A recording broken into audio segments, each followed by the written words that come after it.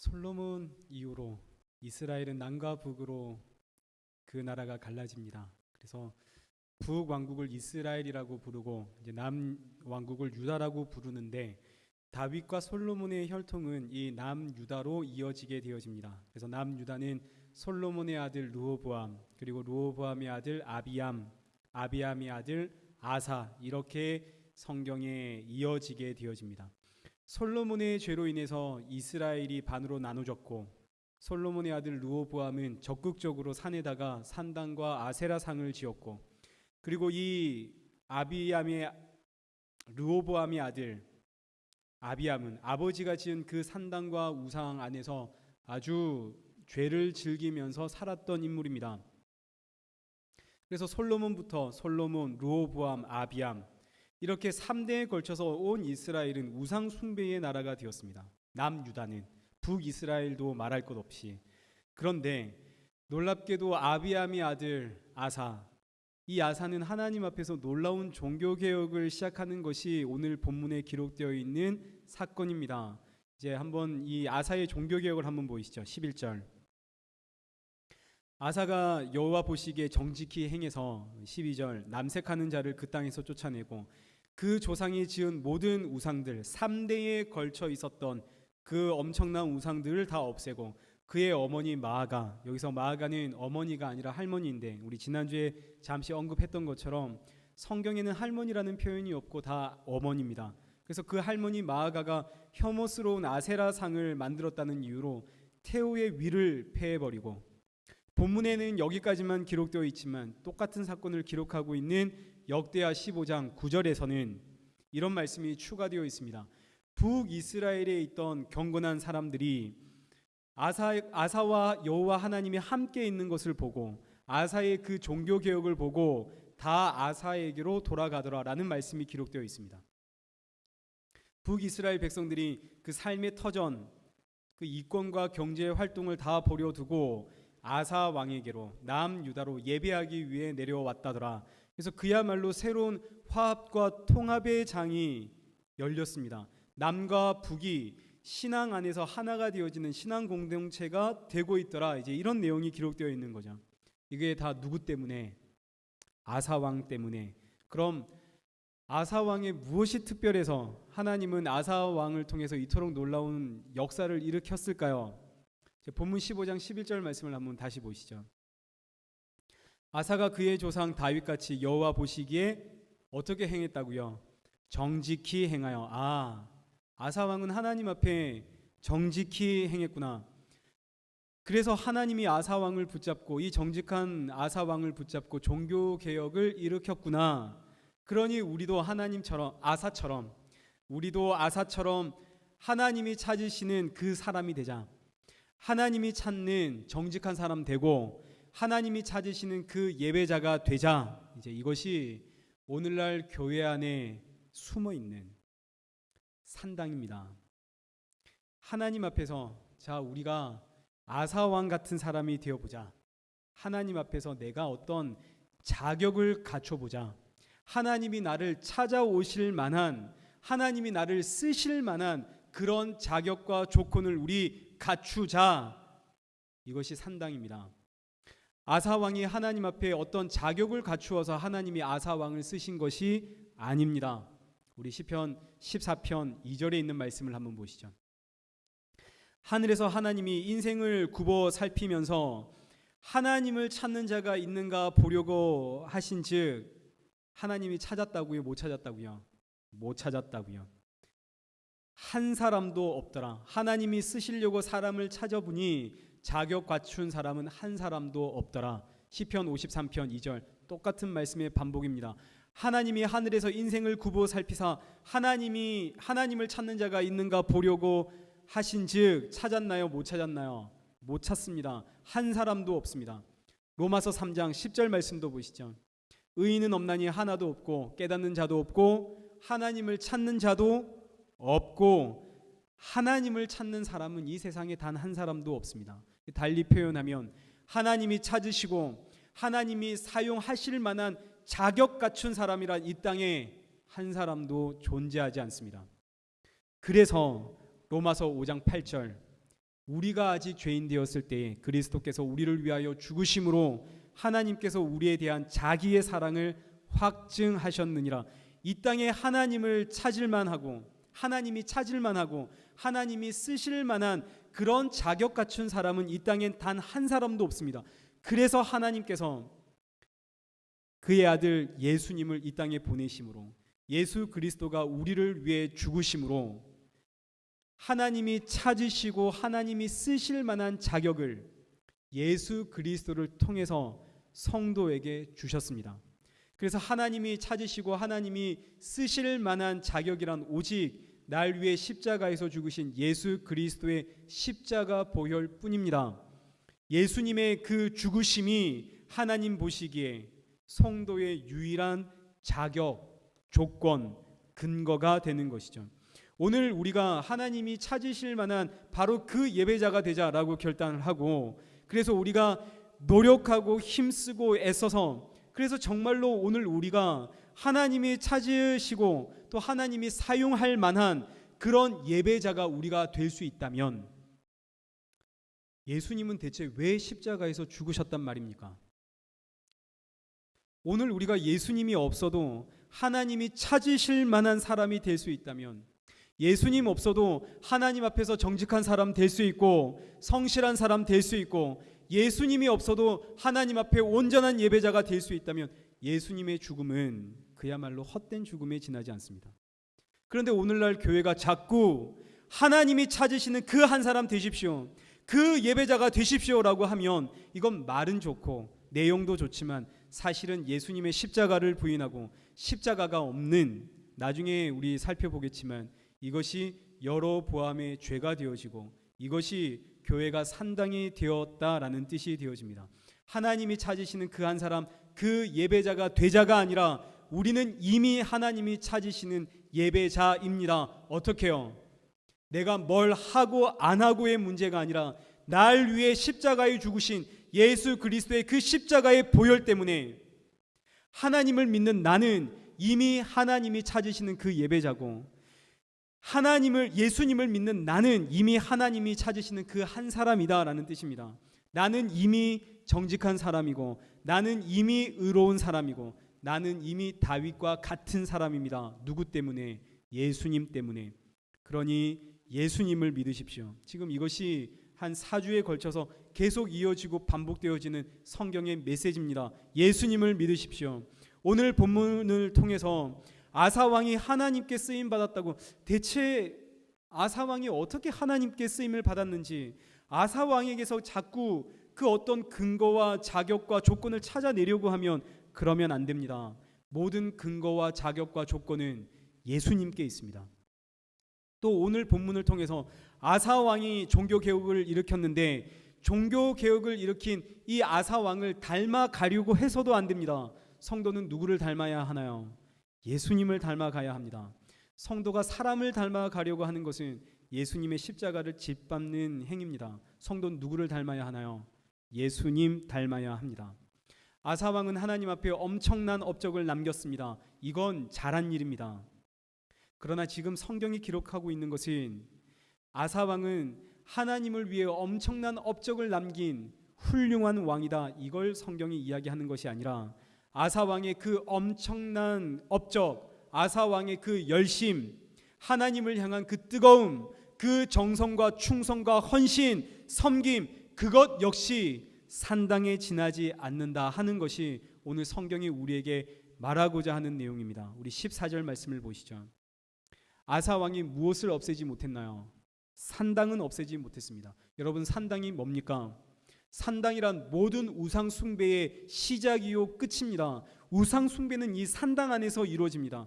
아무리 우상을 없애도 산당을 없애지 않는 한, 산당이 존재하는 한 우상 숭배는 없어진 것이 아닙니다. 아사 왕이 종교 개혁을 했습니다.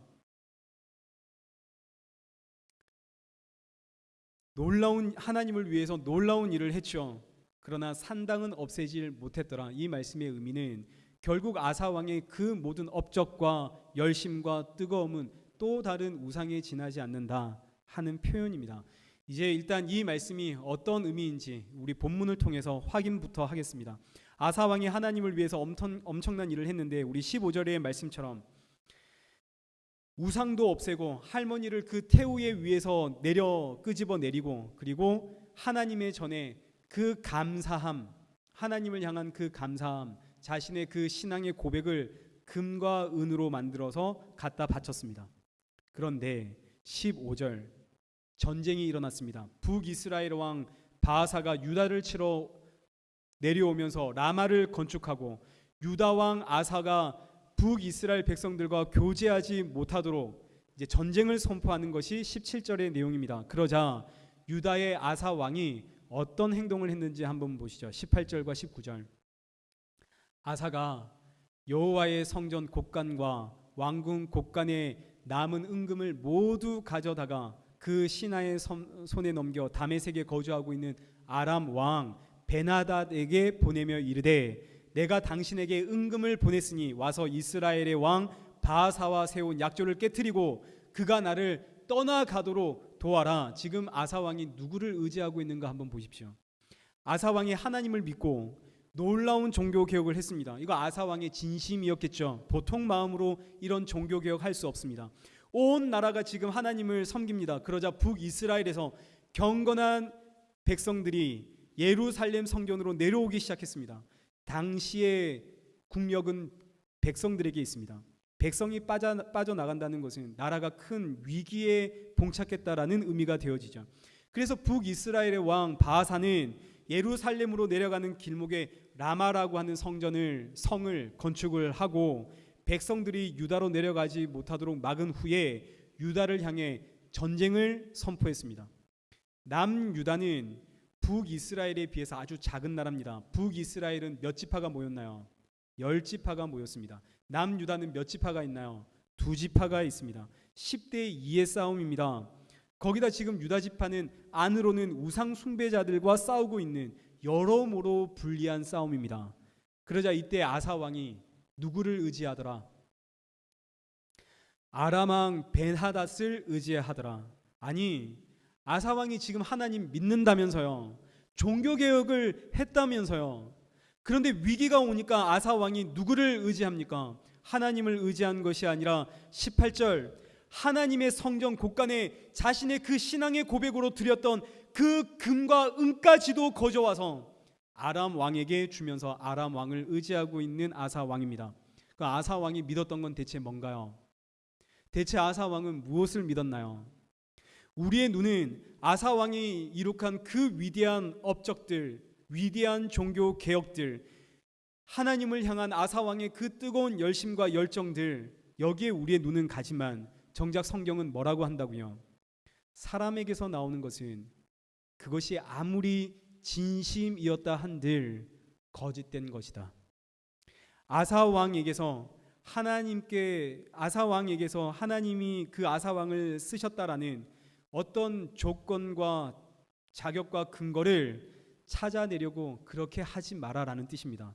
아사 왕에게서 나오는 것, 사람에게서 나오는 것, 그것은 아무리 하나님을 위한 것이라고 하더라도, 아무리 거기에다가 진실한 마음을 쏟아 넣었다 하더라도 결국 그것은 거짓된 것에 지나지 않습니다. 결국은 다 불타 사라집니다.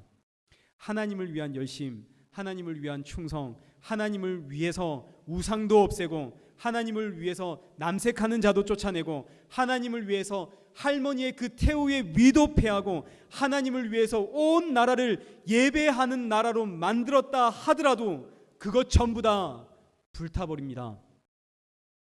그 업적들, 그 이뤄낸 인들, 그것들을 우리가 바라보면 그게 다 산당이 되어지고 그것이 다 우상이 되어집니다. 이 의미는 하나님을 위한 나의 모든 열심과 충성과 헌신, 이것 전부 다 그럼 헛되다는 일인가 말인가? 그거 다 의미가 없다는 뜻인가? 그런 의미가 아니라 그건 다 잘한 일입니다. 하나님의 일은 틀림없이 그렇게 진행이 되어집니다. 나의 열심과 나의 충성과 나의 헌신으로 하나님의 일은 되어져 갑니다. 그러나 하나님을 향한 나의 충성과 봉사와 헌신이 아무리 진심이었다 한들 정말 하나님을 위해서 내 온몸을 던지고 내 목숨을 바쳐 순교했다 한들 나에게서 나오는 것은 전부 다 무엇이 묻어 있나요? 나에게서 나오는 것은 전부 다 죄가 묻어 있다는 뜻입니다. 그래서 성도의 행위는 다 불타 사라집니다. 지금 하나님을 위해 한 그 모든 일들이 다 헛된 일이다라는 것을 이야기하는 것이 아니라 그건 다 의미 있고 중요한 일입니다만 그러나 불탑니다. 그걸 잊지 말라는 뜻입니다. 사람의 행위는 사람이 이룩한 업적들은 그거 전부 다 불탑니다. 불타지 않는 것은 뭔가요? 무엇이 불타지 않나요? 하나님으로부터 온 것은 불타지 않습니다. 사람 안에서 나오는 것은 다 불탑니다.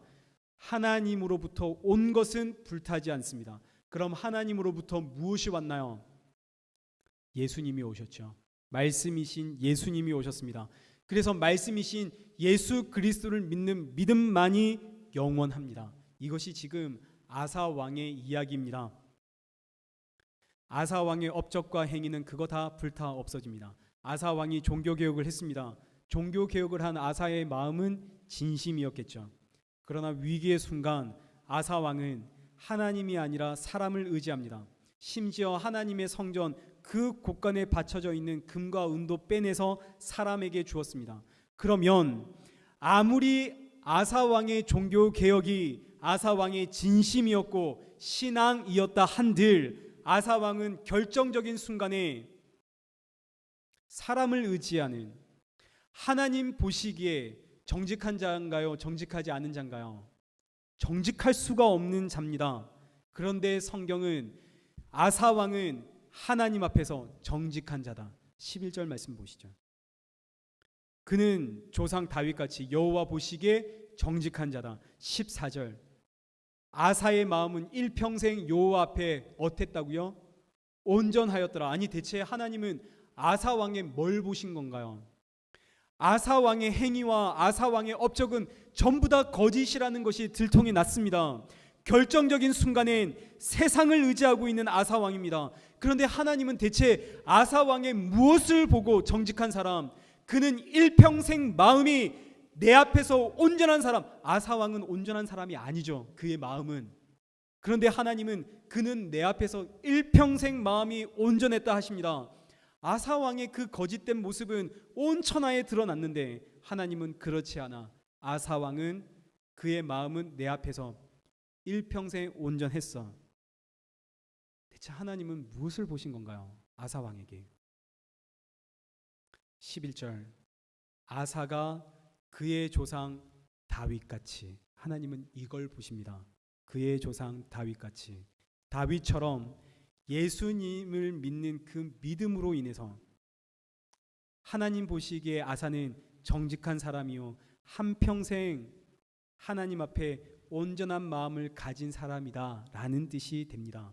아사가 정직한 것이 아니라, 아사의 마음이 온전한 것이 아니라, 우리는 이미 확인했습니다. 아사는 정직한 사람도 아니고 온전하지도 못합니다. 그러나 하나님은 아사를 덮고 있는 예수 그리스도의 그 십자가의 보혈을 보시고 아사 너는 내 앞에서 정직한 사람이요 너는 마음이 온전한 자다라고 칭해 주십니다.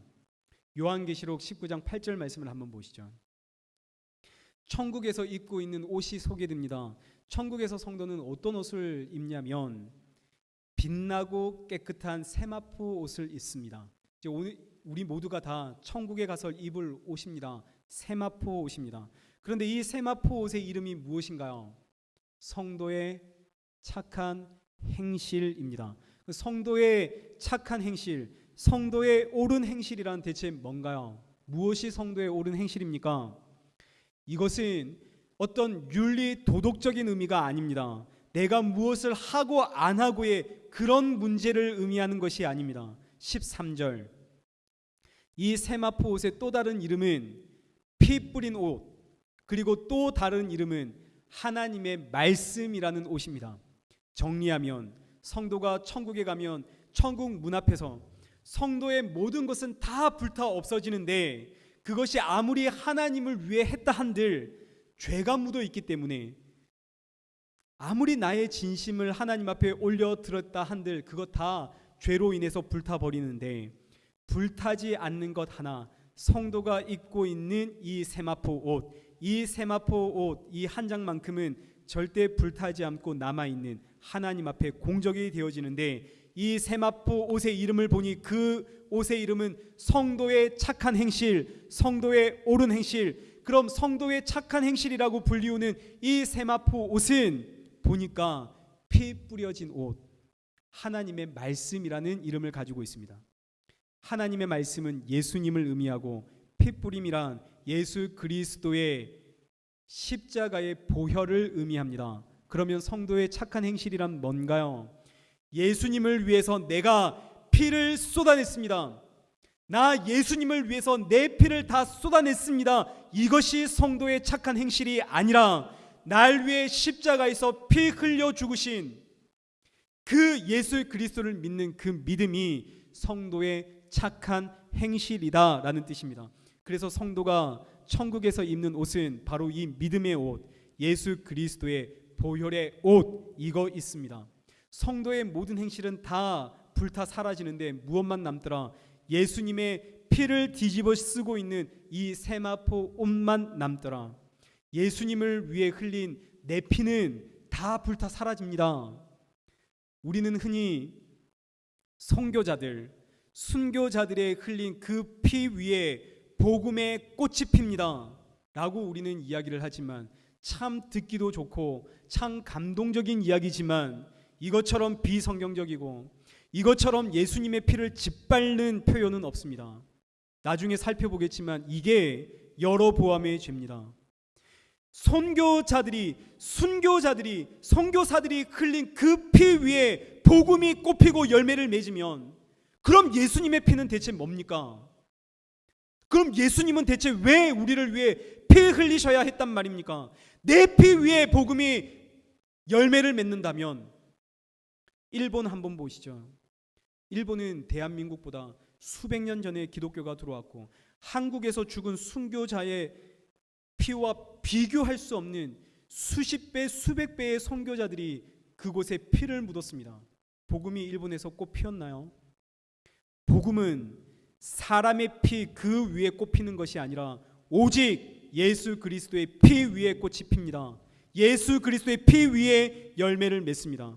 복음이 들어가는 것은 사람의 힘과 능력과 정성이 아니라 오직 하나님의 선물입니다.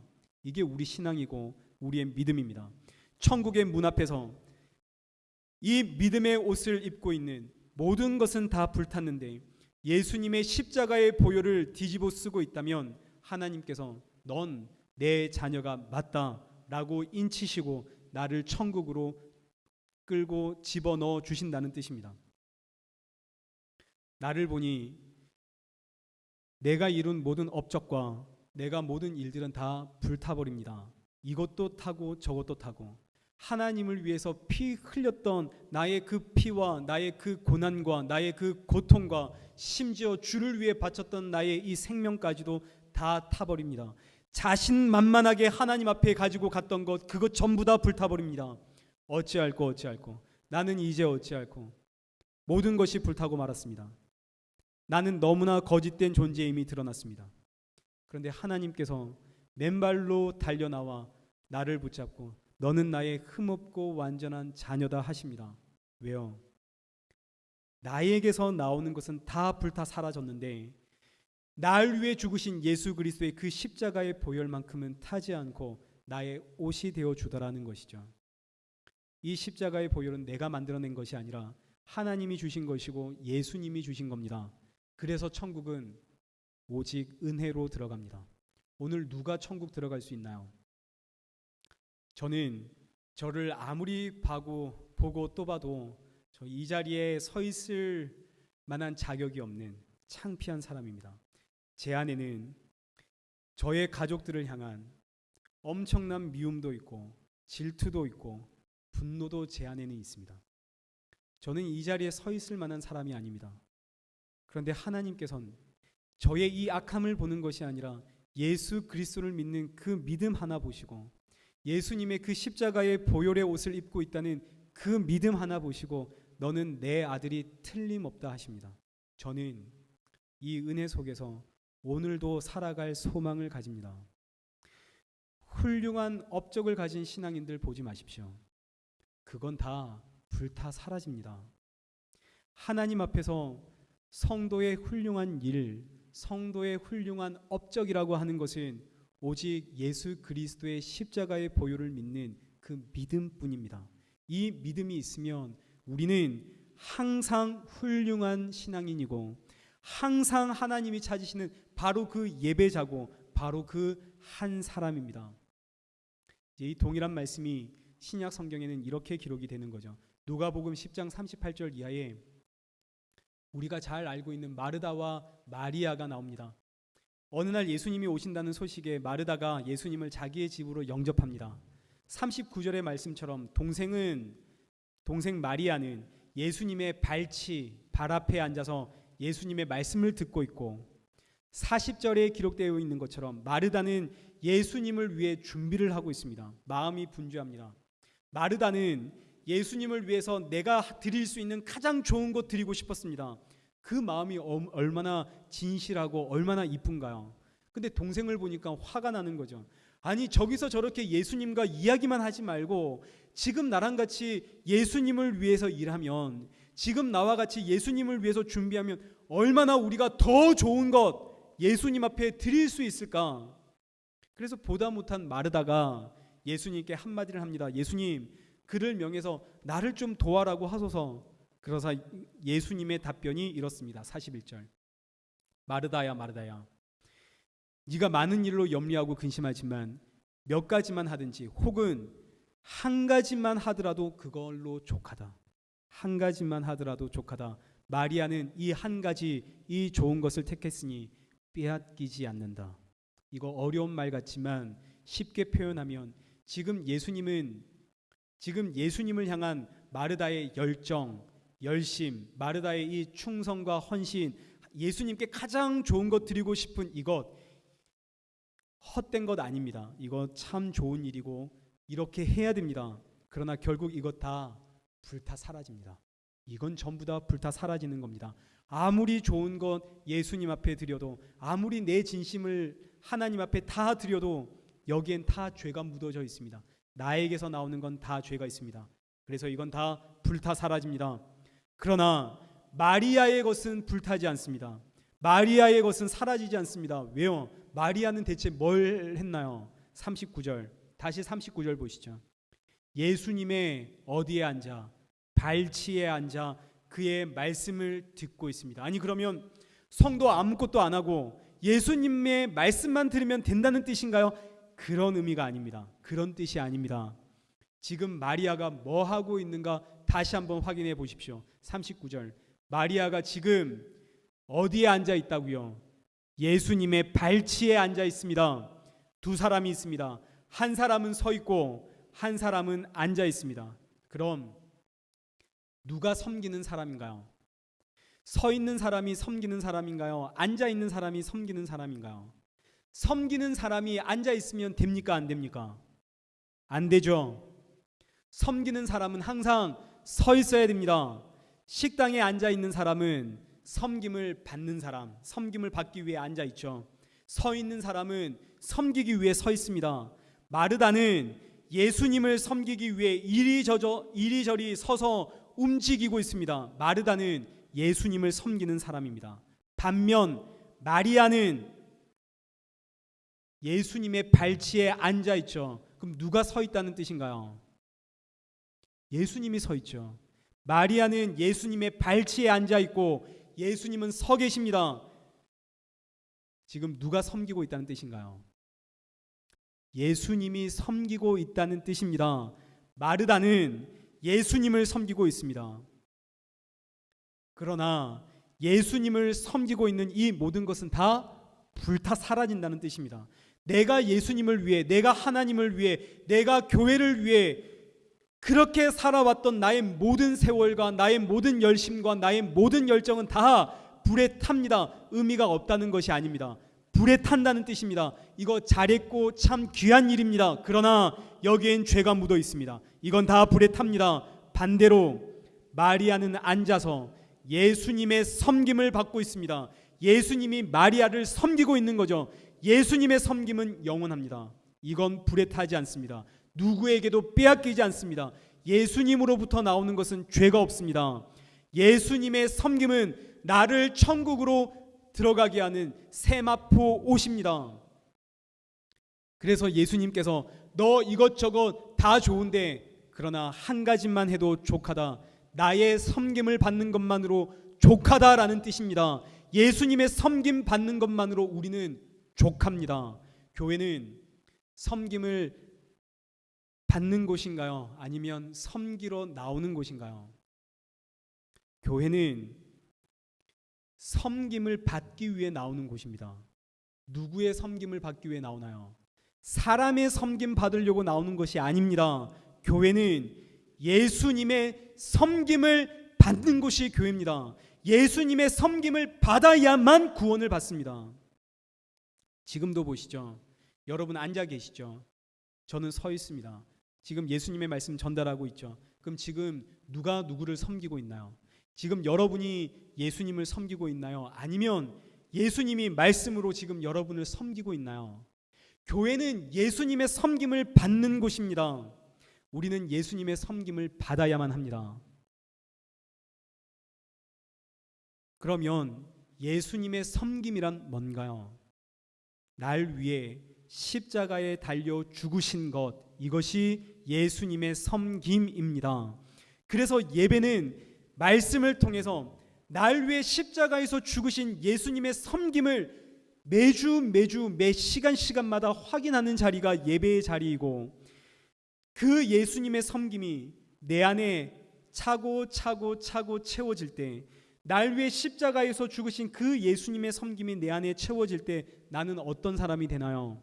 예수님처럼 섬기는 사람이 내가 되는 거죠. 예수님 닮아가는 사람이 되어집니다. 그래서 예수님을 위한 일들, 하나님을 위한 일들, 교회를 위한 일들, 그 모든 열심과 노력과 정성들, 여러분 그거 다 불타 사라집니다 라고 했더니 그럼 나 아무것도 안 해도 되겠네 라는 생각이 들면 그분은 아직도 예수님 안 믿는 사람입니다. 예수님을 믿으면, 그래서 예배 시간마다 예수님의 섬김을 내가 받고 있으면 예수님의 그 섬김이 내가 감당할 수 없어. 너무나 벅찬 감동이고 황송해서 나에게서 나오는 그 모든 열심과 정성과 봉사는 다 불에 타 사라져 버릴 것 너무나 잘 알고 있음에도 불구하고 예수님을 섬길 수밖에 없고 교회를 섬길 수밖에 없고 사람을 섬길 수밖에 없는 예수님 닮아가는 인생이 될 수밖에 없는 것, 이것이 우리의 신앙이고 믿음입니다. 그런데 이런 말씀을 들으면 계속 뭐야? 그럼 내가 그동안 했던 나의 이 모든 열심과 정성 이거 뭐야? 이거 다 헛것이네. 그럼 나 앞으로 아무것도 안 해도 되겠네 라는 생각이 들면 회개하고 예수님 믿으십시오. 성도들이 교회에 가지는 가장 큰 불만 중에 하나는 교회 사랑이 없다는 불만입니다. 왜 이런 불만이 나올까요? 예수님을 안 믿어서 그렇습니다. 예수님 믿으면 예배의 그 시간마다 예수님의 그 십자가의 사랑의 섬김을 내가 받으면 날 향한 예수님의 이 십자가의 사랑의 섬김 내가 감당할 수 없어서 너무나 크고 벅찬 감동이어서 너무 황송해서 이 사랑의 섬김 전하고 싶고 그 일의 도구가 되고 싶고, 그래서 나도 예수님처럼 사랑으로 섬기는 인생이 되어져 갑니다. 그러니 예수님 믿으면 이 교회는 사랑이 없어, 저건 저렇고 이건 이래, 누군가와 끊임없이 비교하고 평가하는 것이 아니라 내가 사랑으로 섬기는 인생이 되어져 갑니다. 그러니 교회 사랑이 없다는 말은 나 아직 예수님의 섬김 받아본 적 없다는 뜻이고 나 예수님 안 믿는다는 뜻입니다. 그러니 회개하고 예수님을 믿으십시오. 교회 사람들의 섬김 받으러 나오려고 했다면 회개하고 예수님 믿으십시오. 예수님을 믿어야만 구원을 받습니다. 그래서 교회는 예수님의 섬김을 받기에 나도 예수님처럼 섬길 수밖에 없는, 그래서 예수님도 섬기고 나도 섬기는 섬김의 공동체가 바로 교회입니다. 교회는 이렇게 만들어져 갑니다. 아사 왕의 모든 열심과 모든 열정 그건 다 불에 타 사라집니다. 그건 영원한 것 아니고 그것 아무리 진심이었다 한들 그건 죄가 묻어져 있습니다. 그러나 그럼에도 불구하고 아사 왕이 하나님 보시기에 정직했던 이유는, 그럼에도 불구하고 아사 왕의 마음이 하나님 보시기에 한평생 온전한 이유는 아사 왕이 예수님을 믿었기 때문에, 예수님께서 아사 왕을 섬겼기 때문에. 그러니 성도는 세상의 저 업적들, 그것이 아니라 언제나 예수를 믿는 그 믿음을 확인해야 됩니다. 그래서 예수님을 믿고 있다면 나도 저 훌륭한 사람들 중에 한 사람이구나, 예수님 믿고 있다면 나도 하나님이 찾으시는 그 한 사람, 그 예배자, 내가 바로 그 사람이구나 라는 것을 아셔야 합니다. 이제 같은 메시지를 가지고 있기 때문에 우리 열왕기상 16장을 아주 간략하게 살펴보고 말씀을 맺겠습니다. 이 열왕기상 16장은 다음 주에 한 번 더 언급할 예정입니다. 열왕기상 16장을 보시면 없습니다. 16장 보시면 남유다가 르호보암, 아비암, 아사 왕 이렇게 3대에 걸쳐서 그 왕권이 이어져 내릴 때 북이스라엘은 이 짧은 기간 동안에 반역이 무려 3번 일어나고, 이 짧은 기간 동안에 왕이 무려 7번이 바뀝니다. 그래서 열왕기상 16장을 보시면 온통 서로 죽이고 죽이는 북이스라엘 백성 왕들의 역사가 기록되어져 있는데, 이 왕들의 역사를 가만 보시면 계속 끊임없이 반복되어져서 나오는 말들이 있습니다. 그 몇 구절만 확인하겠습니다. 한 4명의 왕들만 확인해 보죠. 16장 7절, 바하사가 여로보암의 집과 같이 악을 행하였더라. 19절, 시므리가 여호와의 길로 행하였더라. 25절, 오므리가 여호와의 길로 행하였더라. 30절, 아합이 여호와의 길로 행하였더라. 그래서 16장에 등장하고 있는 왕들의 공통적인 평가는 다 이 왕들은 전부 다 여로보암처럼 행하였더라.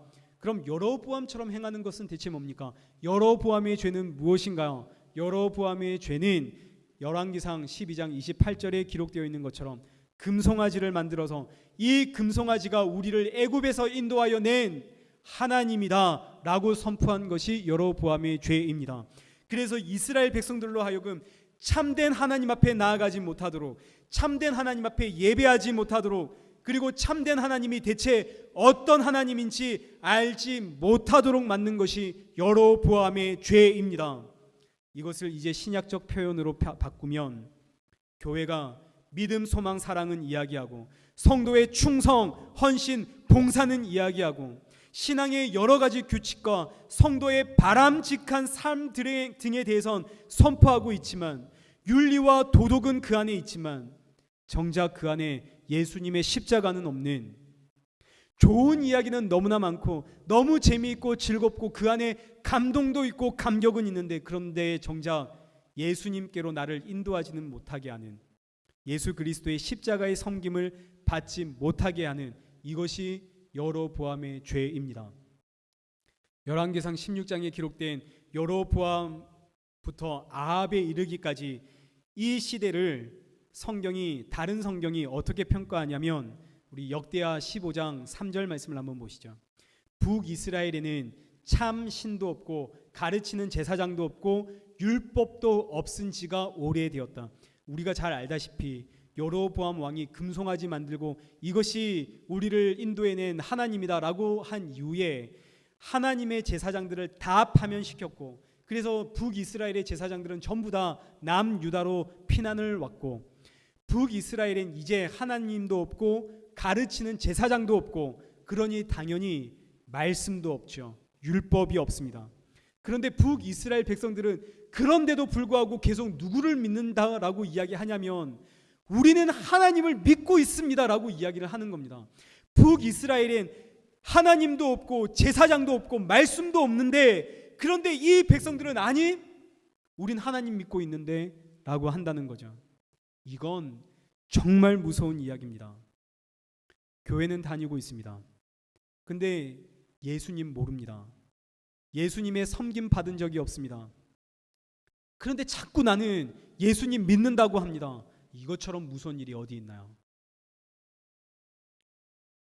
그래서 열왕기상 16장이 어떻게 끝이 나냐면 34절, 베델 사람 히엘이 여리고를 건축하였는데 그 터를 쌓을 때 맏아들이 죽고 성문을 세울 때는 막내 아들이 죽었는데 하나님의 말씀처럼 되었다. 이 내용은 다음 주에 한번 살펴보고, 열왕기상 16장이 마지막이 죽음으로 끝났다라는 이 의미는 북이스라엘에는 하나님도 없고 제사장도 없고 말씀도 없는데, 거긴 아무것도 없는데 계속 그곳에 살아가고 있는 이 백성들이 아니 우린 하나님 믿고 있어. 그들을 향해 성경은 하나님이 없는데도 불구하고, 하나님을 모르면서도 불구하고 자꾸 아니 나 하나님 믿고 있어 라고 하면 너희들의 결국은 죽음뿐이다 라는, 그러니 회개하라는 하나님의 아주 무서운 경고의 말씀입니다. 첫째 아들이 죽고 막내 아들이 죽었다라는 의미는 첫째부터 막내까지 모두 다 죽었다라는, 가문의 씨가 말랐다라는 아주 무서운 이야기입니다. 완전히 망했다는 뜻이죠. 오늘날 교회가 예수님의 십자가로 가는 것을 자꾸 막습니다. 십자가는 걸어 놓았는데 예수님은 없고, 온통 좋은 이야기는 맞는데 정작 예수님은 없습니다. 시작할 때 말씀드렸던 것처럼 하나님은 예배자 찾으시니 우리 그 예배자가 됩시다. 하나님은 정직한 사람을 찾으니 우리 그 정직한 사람이 됩시다. 하나님은 준비된 사람을 쓰시니 우리 그 준비된 사람 씁시다. 됩시다. 혹은 예수 그리스도를 위해 피를 흘리자. 우리가 흘린 그 피 위에, 순교자의 피 위에 복음의 꽃이 핀다. 이것이 여러분 전부 다 여러보암의 죄입니다. 예수 그리스도로 갈 필요 없이 우리의 피로 해내자. 그럼 대체 예수님 어디에 있나요? 대체 예수님은 왜 죽어야 했단 말입니까? 그 교회 안에 예수님은 대체 어디에 있나요? 나의 정성, 나의 열심, 우리의 피는 넘치는데 예수님은 어디에 있단 말입니까? 오늘 우리의 신앙도 한번 보시죠. 예수님은 어디에 있습니까? 하나님이 찾으시는 그 예배자가 되자가 아니라 나는 이미 예수 그리스도의 십자가의 보혈로 예배자가 되었습니다. 하나님이 찾으시는 그 정직한 사람이 되자가 아니라 우리는 이미 예수 그리스도의 보혈의 피로 정직한 사람, 의로운 사람 되었습니다. 하나님이 찾는 준비된 사람이 되자 아니요. 우리는 이미 창세전에 예수 그리스도 안에서 준비된 자로 부름을 받았습니다. 모든 것이 다 예수 그리스도 안에서 이루어졌습니다. 그런데 이것은 다 사라지고 우리의 열심, 우리의 수고, 우리의 피, 우리의 땀, 이것으로 하나님이 찾는 그 예배자 그 한 사람 되자 하면 이것처럼 무서운 일이 없습니다. 북이스라엘 백성들과 다를 바가 없는 거죠. 하나님이 없는데 자꾸 하나님을 믿고 있다라고 말하는 것처럼 교회 안에도 성도 안에도 예수님이 없는데 자꾸 예수님을 믿고 있다라고 이야기하면 그 결과는 죽음뿐입니다. 그러니 사랑하는 성도 여러분, 회개하고 예수님 믿으십시오. 그리고 예수님의 섬김을 받으십시오. 교회는 예수님의 섬김을 받는 곳입니다. 우리의 모든 신앙은 여기서부터 출발합니다. 예수님의 섬김을 먼저 받으십시오. 날 위해 십자가에서 죽으신, 천지를 창조하신, 너와 나를 만드신, 그리고 너와 나를 위해 십자가에서 죽으신 그 예수님의 섬김을 받을 때 우리는 그 섬김이 채워질 때 예수님을 닮아가는 하나님의 자녀로 완성되어져 갑니다. 이 은혜가 오늘 저와 여러분에게 있기를 축원합니다. 우리 시간 기도하실 때 내 안에서 나오는 것은 다 거짓되고 헛됩니다. 아무리 그 순간 하나님 앞에 진심이었다 한들 돌아서면 죄 가운데 살아가는 연약한 인생입니다. 하나님 앞에서 자신만만했던 내 모습이 창피하고 내 의지와 나의 믿음이 이것밖에 안 되었는가, 우리는 우리에게 실망할 때가 많습니다. 그러나 그때마다 그럼에도 불구하고 하나님은 아니, 너는 내 아들이고 내 딸이 틀림없다 하십니다.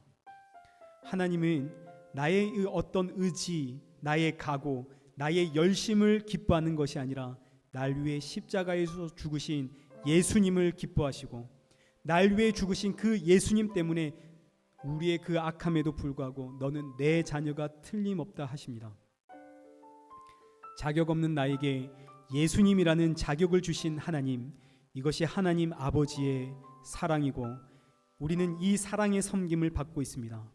우리 이 시간 하나님 앞에 기도하며 나가실 때 하나님 앞에, 하나님, 주님께서 나에게 주신 이 사랑을 잊지 않고 이 사랑의 섬김을 받는,